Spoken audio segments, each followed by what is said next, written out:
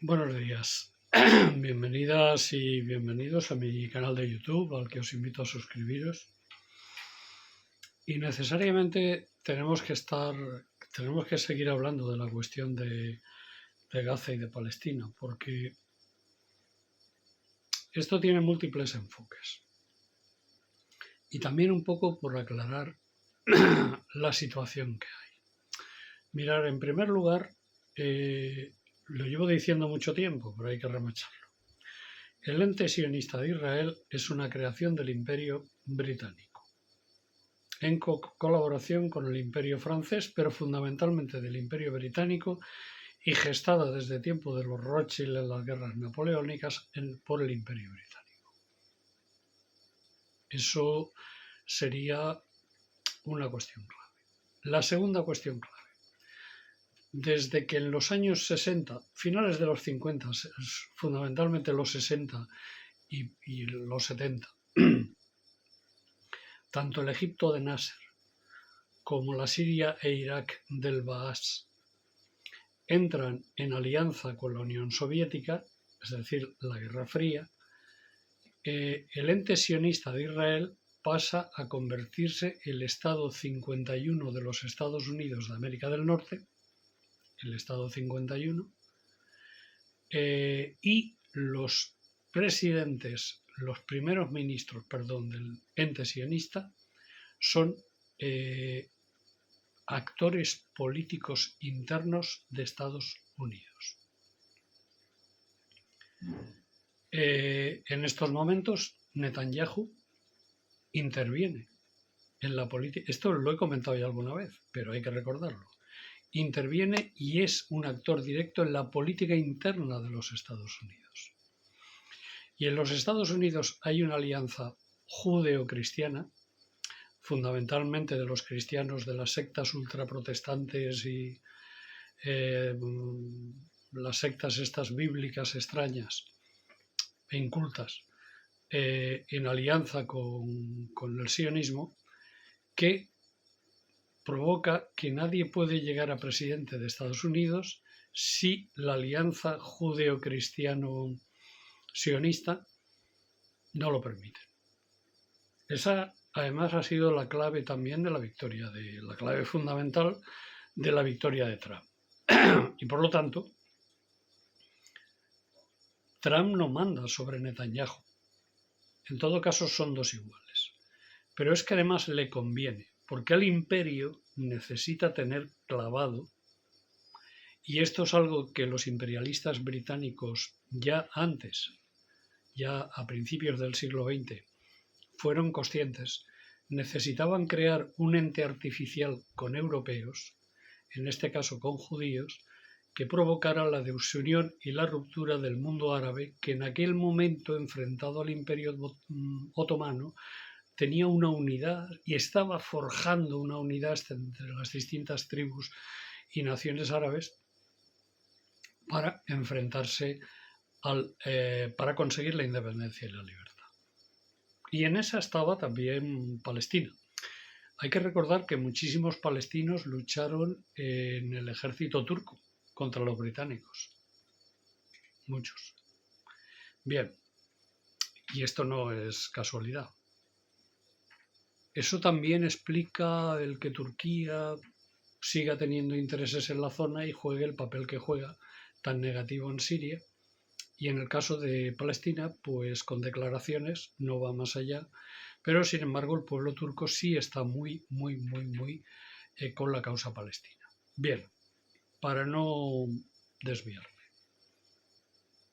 Tenemos por lo tanto que ver que el ente sionista es un enclave clave, valga la redundancia, bueno, no hay redundancia, pero valga el pareado, un enclave clave para el imperialismo. Porque estando en esa zona, está cerca de Suez y a su vez está cerca de Irán, pero también está muy cerca de Arabia Saudita, de Qatar, de Bahrein, etc. Y claro, resulta que los árabes dominan los estrechos, dominan el canal de Suez, dominan Bab el-Manda, los yemeníes, nada más y nada menos, y Hormuz, fundamentalmente Irán.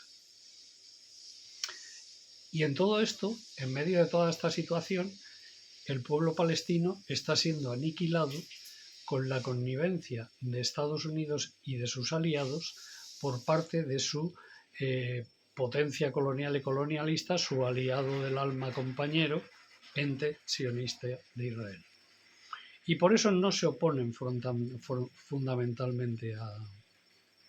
Entonces veamos también, vamos a hablar de Irán, porque Irán ha apoyado a Hezbollah, Irán ha apoyado a Hamas también, apoya a las milicias sirias que se oponen a los yihadistas del ISIS, los baasistas o restos del baasismo que todavía siguen combatiendo, por cierto, en Siria contra el ISIS.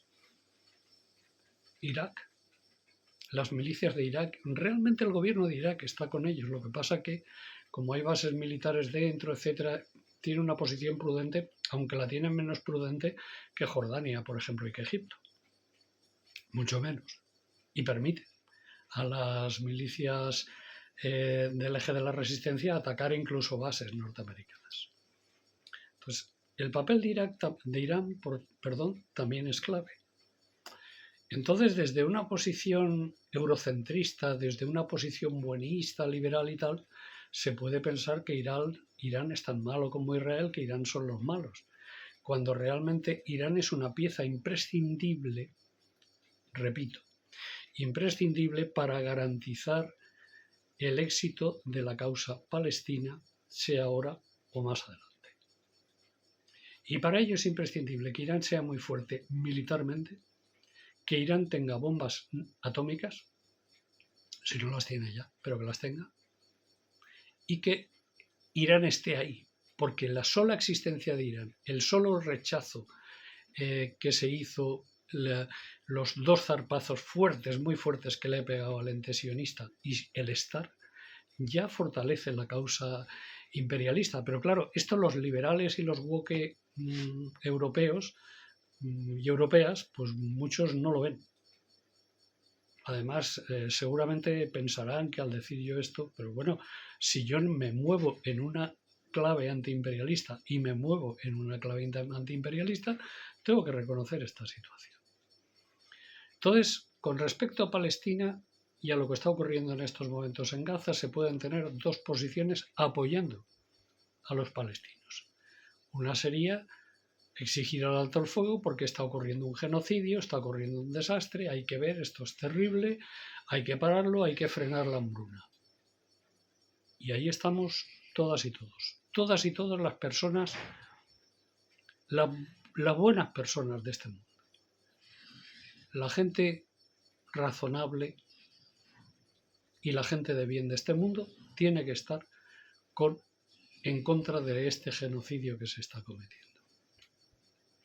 Pero claro, ahora vamos a la segunda fase. ¿El pueblo palestino necesita que se detenga el genocidio? Sí.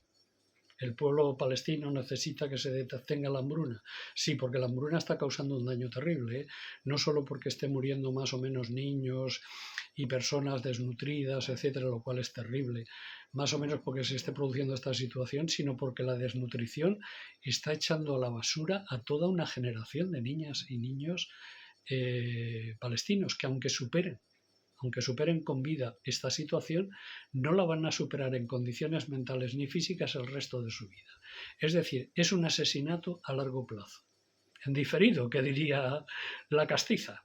Bien, pues este asesinato en diferido también va a generar muchísimo daño al pueblo palestino. Y ellos lo saben, porque están cercenando futuros combatientes de la resistencia. Por lo tanto, es imprescindible eso, pero también es imprescindible la segunda fase, que diría yo, con mucha gente. Vale, el alto el fuego. ¿Y ahora qué? Ayuda humanitaria, incluso intervención de fuerzas de paz de la ONU humanitarias, por cierto, para acabar con la resistencia palestina, porque si se envían fuerzas de paz de la ONU esto va a ser por un lado es verdad que va a facilitar que lleguen alimentos, pero por otro lado va a impedir las acciones de la resistencia, o va a tratar de impedir las acciones de la resistencia palestina. Tratar de impedir, luego pueden pasar muchas cosas, pero va a tratar de impedir. Por lo tanto, esto no favorece. Lo único que favorece es lo que han hecho y han declarado ante la ONU y ante una resolución de la ONU las facciones palestinas, las distintas facciones palestinas de la resistencia, es decir, Hamas, el FPLP, el FDLP y la Yihad Islámica y otras, que han declarado, no, lo que nosotros queremos es un Estado palestino con capital en Jerusalén. Porque claro, también hay quien dice, no, la solución son los dos estados, pero si lo de los dos estados es inviable. Si Occidente y Estados Unidos no frenan la resistencia, no frenan el genocidio y el holocausto que se está cometiendo contra el pueblo sionista, contra el pueblo, palestino, el pueblo sionista es el que lo está cometiendo. Si esto no frena este genocidio, ¿vosotros pensáis que van a echar a los 300.000 colonos judíos que de forma ilegal están usurpando a vistas de todo el mundo la tierra de Palestina? Porque es que en Cisjordania, en Gaza, lo que hay en estos momentos es un campo de exterminio. No es una nakba, no. Es un campo de exterminio. Vamos a hablar con propiedad. Lo que hay en Cisjordania sí es una segunda o tercera o cuarta nakba. Y frente a esto han habido importantes movilizaciones desde hace mucho tiempo. Yo me desteté cuando la guerra del Líbano, con las movilizaciones importantísimas que hubieron, cuando el ente sionista trató de acabar con la resistencia palestina en sus bases del Líbano, en aquel momento contra Al-Fatah y el FPLP, y bombardearon Beirut y causaron más de 50.000 víctimas, aparte de las matanzas de Sabra y Shatila, etcétera, etcétera, y que ya hubo en ese momento todo un boom de manifestaciones como las de ahora. Pero no se solucionó el tema. Se frenó la matanza del Líbano, pero no se solucionó el problema. Y el pueblo palestino no se... Es más, la OLP tuvo que trasladarse a Túnez, estuvo durante varios años radicada en Túnez, y ya posteriormente, vía acuerdos de Oslo, etcétera, etcétera, pues se instituyó la Autoridad Nacional Palestina, que en estos momentos ya no es ni lo que era en tiempos de Arafat, que ya hay mucho que hablar, pero es que en estos momentos lo que es ya pura y simplemente una estructura cipaya, una especie de guardia colonial del ente sionista en Cisjordania. Porque en Gaza jamás los ha quitado de en medio. Aparte ganaron las elecciones. Elecciones también, por cierto, que Al-Fatah perdió. Y que Mahmoud Abbas pues, consolidó en el poder. Por lo tanto, cuando Occidente reconoce a Mahmoud Abbas, está reconociendo a un golpista. Porque los resultados de las últimas elecciones en los territorios de la Autoridad Nacional Palestina no se están respetando. Ni siquiera se ha constituido el Parlamento. Ni siquiera se ha reformado la OLP, que es uno de los acuerdos que hay, la reforma de la OLP, con la entrada de nuevas organizaciones y nuevas elecciones internas en la OLP. Todo eso está frenado por Mahmoud Abbas y su política de colaboración con Occidente. Por lo tanto, la defensa de los dos estados tampoco es una posición antiimperialista, porque en cualquier caso es lo que quieren los sectores más woke y más liberales del imperio, del imperialismo, pero no es la solución. La solución es la que dan las facciones palestinas. Por lo tanto, lo que yo creo es que a cualquier movilización por Gaza, a cualquier movilización contra el genocidio y contra la hambruna, hay que añadirle la exigencia de un Estado palestino con capital en Jerusalén, que será la única solución del problema. Porque incluso cuando se acordó lo de Oslo y aparecieron la Autoridad Nacional Palestina, se multiplicaron las colonias judías en Cisjordania. Las colonias judías en Cisjordania, la inmensa mayoría, provienen de la época ya de Oslo. Es decir, en el fondo el ente sionista lo que quiere es asesinar a todo el pueblo palestino. Con el apoyo de todos los cristianos bíblicos y cristianos sionistas, cristianos sionistas, repito, no estoy hablando de otros cristianos. Además hay una importante minoría cristiana palestina combatiente como la que más con la causa de la resistencia, incluidos sus propios sacerdotes, como se ha demostrado ya en varias ocasiones. Y, por tanto, esa será la única solución al problema y creo que debe formar parte de nuestra exigencia. Por lo tanto, esto no puede ser, la movilización por Palestina no puede ser un coitus interruptus, porque hablo que serían los dos estados.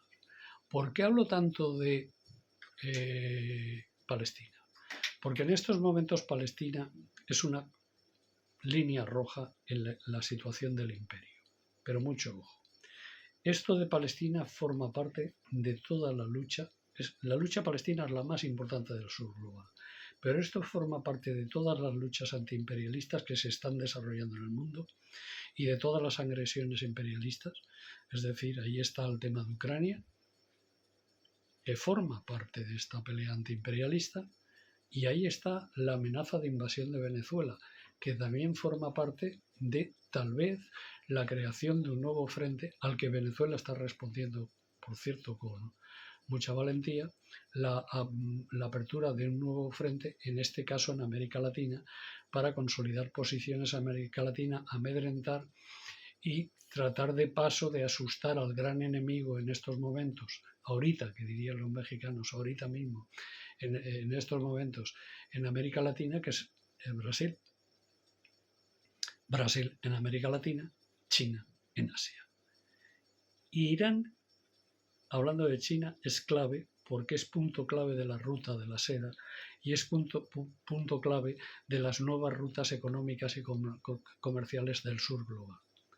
Y por eso, inteligentemente, los BRICS han entendido que una de las formas para acabar con el imperialismo es la desdolarización, es acabar con el dólar, es acabar con la máquina de hacer billetes de Estados Unidos, de un Estados Unidos que está en una profunda crisis económica y de una Europa que quiere ser el Estado 52 de los Estados Unidos desde la más total desvergüenza, sumisión. Dan lástima, los dirigentes europeos dan lástima. Una Europa en crisis, una Europa que solo sirve ya como parque temático para turistas, que ha destruido su industria, que ha destruido todo, que ha destruido su futuro y que además está entregada en cuerpo y alma a Estados Unidos, prometiéndole incluso inversiones en Estados Unidos. Una Europa que arde en Portugal, que arde en España, que arde en Francia, que arde en muchos sitios, incluso en Alemania ha ardido, que no tiene capacidad para acabar sus propios incendios y aspira a ser o dice ser algo en el concierto internacional. Mentira. Los europeos ya no pintan nada. Hace años que no pintan nada en el concierto internacional. Nada. Que no os mientan, que no os engañen. Por eso, desde el antiimperialismo, hemos de luchar y recuperar por nuestra soberanía. Porque sin soberanía no habrá socialismo ni habrán avances. Porque sin defensa de la soberanía, los palestinos no alcanzarán sus objetivos. Y el objetivo de un Estado palestino con capital en Jerusalén es un objetivo soberanista, de soberanía antiimperialista. Muchas gracias.